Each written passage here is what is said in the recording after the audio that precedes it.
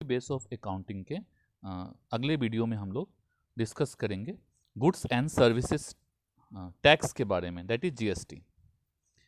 तो जीएसटी के बारे में आप लोगों को पहले से पता है कि हम लोग जो भी सामान खरीदते हैं या जो भी सामान एक बिजनेसमैन बेचता है तो उस पे जीएसटी चार्ज करता है और हम पे करते हैं। तो जीएसटी क्या है? जीएसटी का फुल फॉर्म है goods and service tax. Goods पे भी टैक्स लगता है और सर्विस पे भी टैक्स लगता है, दोनों पे टैक्स लगता है, इसलिए इसका नाम है goods and service tax. GST is a destination based tax. Destination based tax है, इसका क्या मतलब हुआ कि अल्टीमेटली ये उसको देना होता है जो कंजम्पशन करता है, उसको नहीं देना होता है जो सेल या परचेज करता है, देना उसको होता है जो कंज्यूम करता है। जैसे अगर एक सेलर ने जीएसटी पेमेंट किया है तो जीएसटी हमसे कलेक्ट किया है, तो फाइनली अगर हम उस सामान को कंज्यूम कर रहे हैं तो हम जीएसटी एक्चुअली पे कर रहे हैं। अगर हम भी किसी को बेच देंगे तो हम जीएसटी को फिर दूसरे पे पास कर देंगे। तो जीएसटी क्या है? एक डेस्टिनेशन बेस्ड टैक्स है जो consumption of goods and services के ऊपर चार्ज किया जाता है। It is proposed to be levied at all stage right from manufacturer up to final consumption with credit of tax paid at previous stage available as set off। इसमें क्या होता है, manufacturer से स्टार्ट करके और फाइनल कंजम्पशन तक GST लगता है।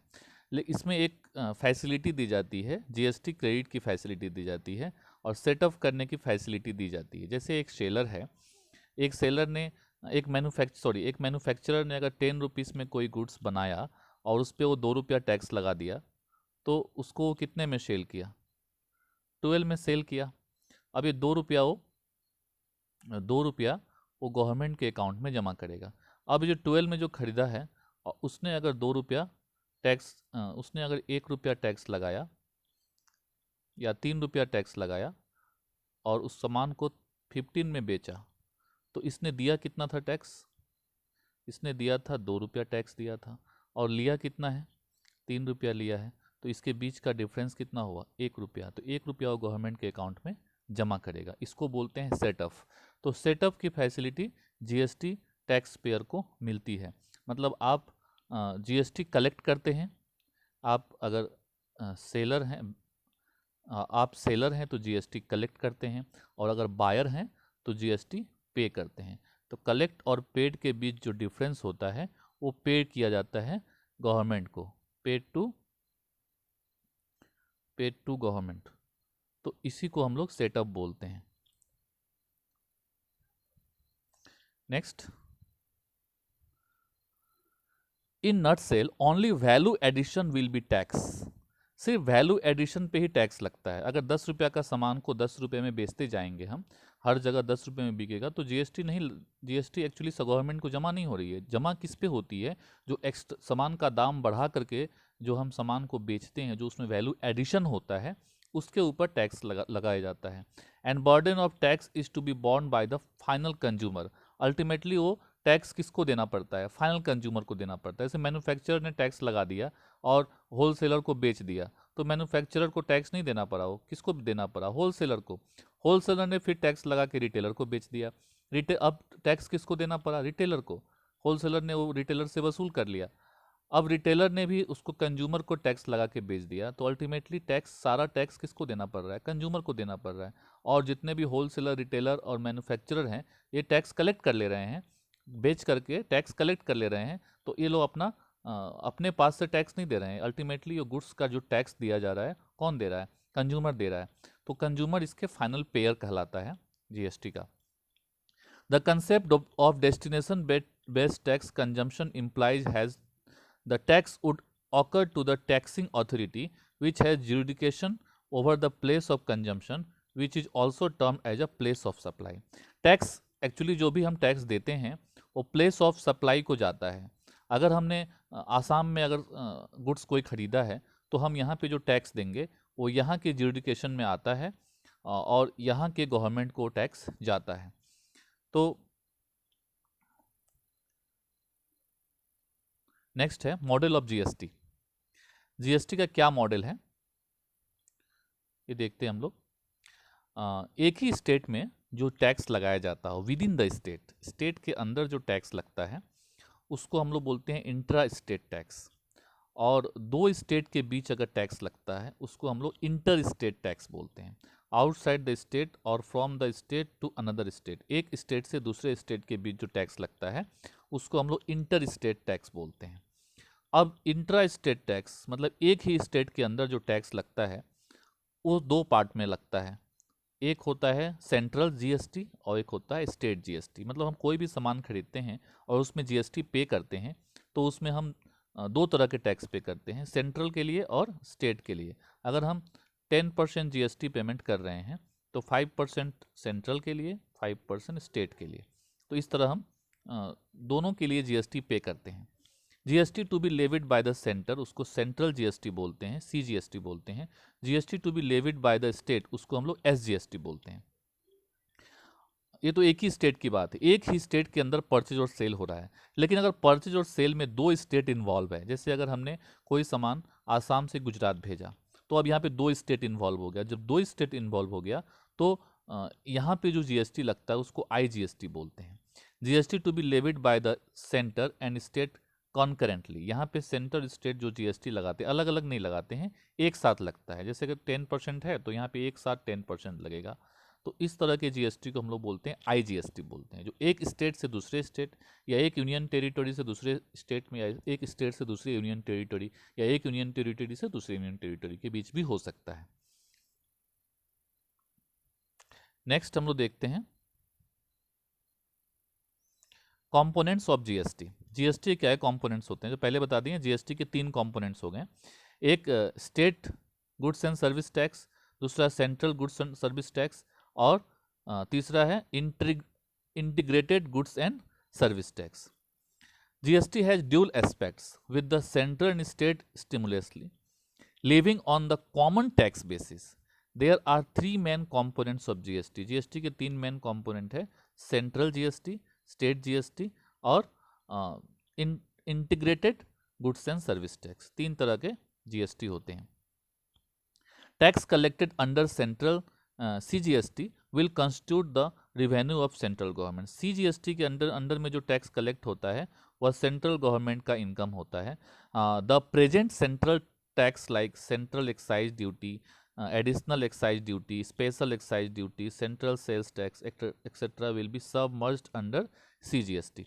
अब सीजीएसटी में क्या हो गया है, सेंट्रल गवर्नमेंट ने जितने तरह के टैक्स लगाई है एक्साइज ड्यूटी से लेकर के और भी बहुत तरह के टैक्स, सभी को इसी में मर्ज कर दिया गया है सेंट्रल जीएसटी में, जिससे अब बहुत सारे टैक्स के बदले अब सिर्फ एक ही टैक्स लग रहा है। A collection of SGST is the revenue of state government. SGST क्या है, अब एसजीएसटी स्टेट गवर्नमेंट का रिवेन्यू का सोर्स है। With GST all state tax like VAT, entertainment tax, luxury tax, entry tax etcetera will be merged with GST.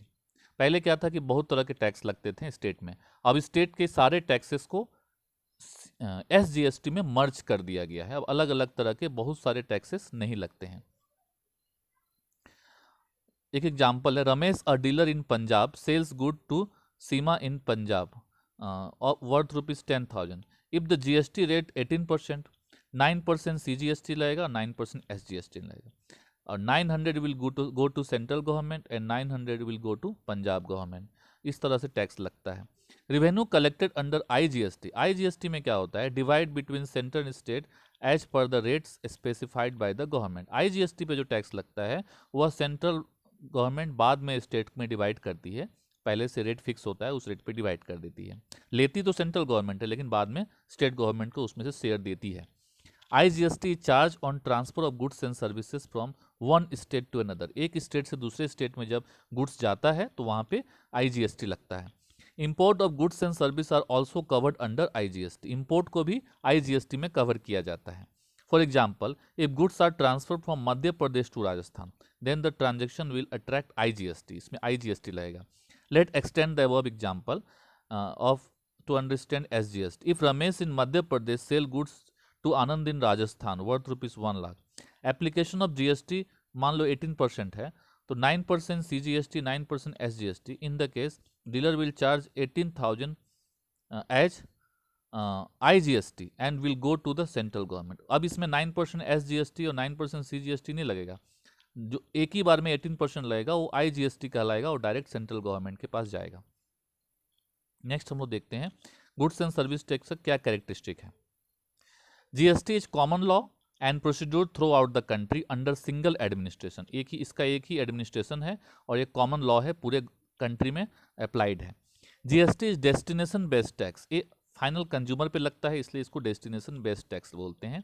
Single point at the time of consumption of goods and services by the end consumer, ये ultimately देना पड़ता है and consumer को, क्योंकि और जितने लोग देते हैं वो उसको सेट ऑफ कर लेते हैं। GST is a comprehensive levy and collection on both goods and service, दोनों पे कलेक्ट किया जाता है, गुड्स पे भी और सर्विस पे भी, at the same rate with benefit of input tax credit और सब्सट्रैक्शन ऑफ वैल्यू। इसमें इनपुट टैक्स क्रेडिट का बेनिफिट मिलता है, सेटअप करने का बेनिफिट मिलता है, सब्सट्रैक्शन करने का बेनिफिट मिलता है। अगर आपने टैक्स पे किया है और टैक्स कलेक्ट कर रहे हैं तो सारा कलेक्शन को जमा नहीं करना है, पे किया हुआ को माइनस करके तब जमा करेंगे गवर्नमेंट को। Minimum number of rates of tax does not exceed 2, minimum number of rates of tax does not exceed 2, minimum number जो है टैक्स का 2 से ज़्यादा नहीं लग सकता, या तो CGST SGST लगेगा या तो IGST लगेगा, 2 से ज़्यादा 3 नहीं हो सकता। There is no scope for levy of cess, resale tax, additional tax, turnover tax etcetera, ये सारे टैक्सेस को खत्म कर दिया गया है। There is no multiple levy of tax on goods and service such as sales tax, entry tax, octroi, entertainment tax और luxury tax, सारे टैक्सेस को हटा करके GST में कन्वर्ट कर दिया गया है। एडवांटेज क्या है GST का? सबसे पहला एडवांटेज है introduction of GST has resulted in the abolition of multiple type of taxes in goods and service, multiple type of taxes को हटा दिया है GST ने। GST widened the tax based and increase revenue to central and state government, reducing administrative cost of the government. इसमें इसने income को बढ़ा दिया है, सेंट्रल गवर्नमेंट और स्टेट गवर्नमेंट के इनकम को बढ़ा दिया है और एडमिनिस्ट्रेशन कॉस्ट को कम कर दिया है। एडमिनिस्ट्रेशन कॉस्ट के कारण सरकार को बहुत खर्च पड़ता था, उसको GST ने कम कर दिया है। GST has reduce compliances cost and increase voluntary compliances, compliance का कॉस्ट भी इसने घटा दिया है।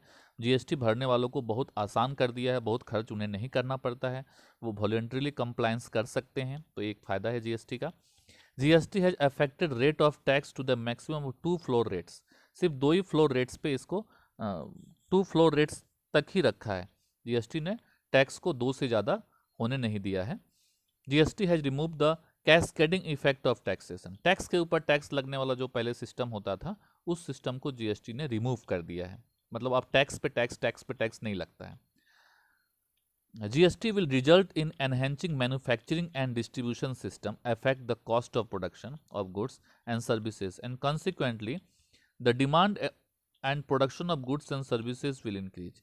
GST के कारण क्या होगा, सामान का दाम सस्ता होगा, जिसके कारण डिमांड जो होगा गुड्स और सर्विस का वो बढ़ेगा। It will eventually promote economic efficiency, ये कंट्री के एफिशिएंसी को प्रमोट करता है and sustainable long term economic growth, country का लॉन्ग टर्म इकोनॉमिक ग्रोथ करने में हेल्प करता है। As GST is neutral to business process, business models, organisational structure and geographical location.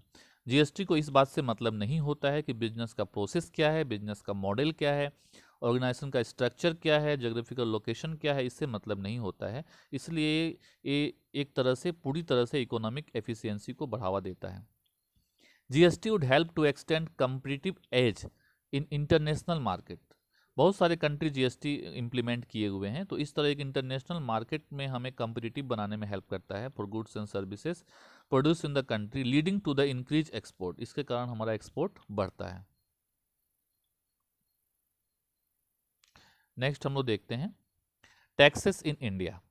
India में जो टैक्स का स्ट्रक्चर है वो 2 स्ट्रक्चर है, एक इनडायरेक्ट टैक्स और एक डायरेक्ट टैक्स। इनडायरेक्ट टैक्स किसको बोलते हैं, टैक्स आपको लगे और आपको पता भी नहीं चले कि आप टैक्स दे रहे हैं तो उसको बोलते हैं इनडायरेक्ट टैक्स। जैसे एक पार्ले जी बिस्किट 3 रुपये का अगर एक भिखारी भी खरीदता है तो उस पर GST दे रहा है, लेकिन उसको पता नहीं चल रहा है कि वो गवर्नमेंट को टैक्स दे रहा है, तो इस तरह के टैक्स को हम लोग इनडायरेक्ट टैक्स बोलते हैं। डायरेक्ट टैक्स, टैक्स देने वाले को पता चलता है कि वो टैक्स दे रहा है, उसे इस बात का एहसास होता है कि वो गवर्नमेंट को कितना पैसा अपने तरफ से दान कर रहा है, दे रहा है, तो ये डायरेक्ट टैक्स कहलाता है।